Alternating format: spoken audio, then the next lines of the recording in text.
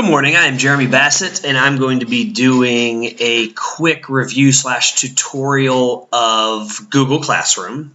And as you can see, I've selected to use a screen capture service called Flashback Express 5 Recorder. I don't have much experience with it because I often use Screencastify, but I wanted to find something offline that had a bit more options, more features with regards to types of media files and conversion to being able to edit, because I am going to be using HitFilm Express as an editor, and I was finding Screencastify you kind of have to convert sometimes to get it to be in the right file type. So Flashback Express I read a review on, sounds pretty good. I'm going to give it a try today and we will see what happens. So as you can see, Google Classroom up here is a Google app that was created, I believe, in 2014.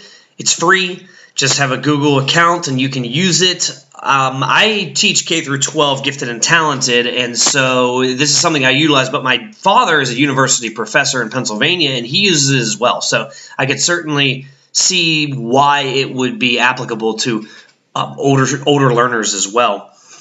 The nice thing about this is that it is very streamlined. It's basically a web service developed by Google that simplifies the process of creating documents. You can distribute them, you can grade them, and it really also does a nice job of creating opportunities for collaborative work through e-learning, being able to share things, and it's paperless, which obviously has its own significant value in and of itself. So let's take a look back at this.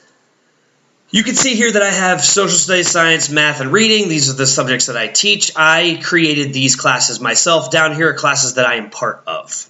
And so whenever I want someone to join a class, my students all have 1-to-1 ratio iPads. They have the app on there for Google Classroom. The district automatically downloads it.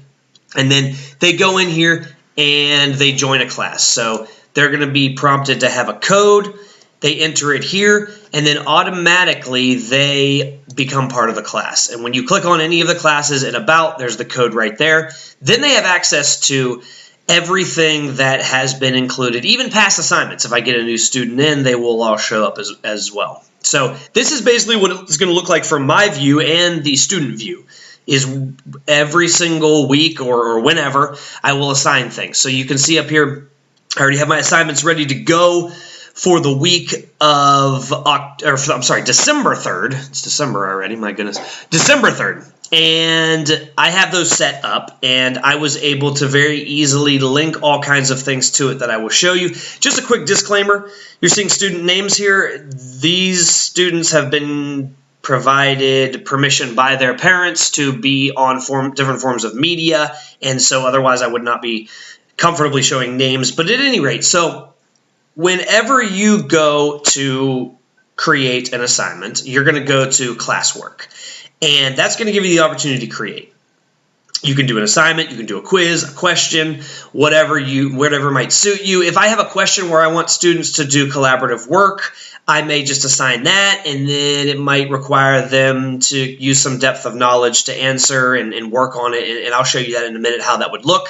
As for an assignment, you have some options. So give your title in there. If you want to put a point total, you can. If you want a due date, you can. If you see down here, you immediately link files from your Google Drive, which is really nice, because what I'll basically do is I'll go on Google Drive, where most of my files are held, and I will go ahead and open things up that I know I want to use. What that then does is when Google Classroom goes to the recent file, there they all are. So those are the different things I'm using this week, and you have the ability to put those in there.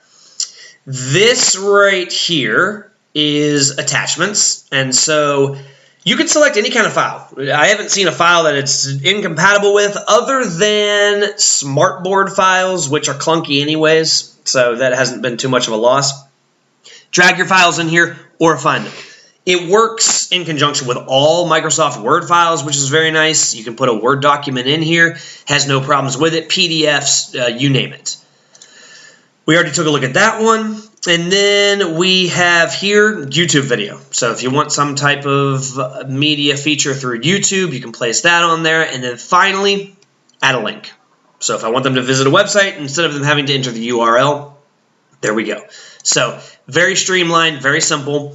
Once they work on something, and if we take a look at classwork, here's this week once again, you can see these are all the things that I have linked for them to work on for this week. So the nice thing is, once I go to stream and I click on an assignment, here they all are. So I can click on an individual student's assignment and look at their progress. It's to the second. So if one of these students is working on this, as they're typing, I can literally see it being filled in. So what's nice is that I can monitor what they're doing. I can grade very easily. You can put in grades over here. It also allows for collaborative work because once they open up one of these documents, they can select a share feature, and the student will be able to then, and they know how to, you obviously have to show them how to do this, but they will be able to share it with any other student, and it allows them to collaborate. It's all live, and really, allows them to have accountability with their work, which is especially significant in K through 12. I really like this program. I think it's one of Google's better apps. And like I said, it works with all the other apps. It's very simple and really a good function for e-learning, for cooperative learning. And I highly recommend giving it a try if this is something that would suit you. I hope this made sense, and I hope it's informative. And like I said, Flashback Express, we'll find out. I'm going to go in and tinker with it, see what I can do, if I can make this look somewhat presentable. Okay, take care.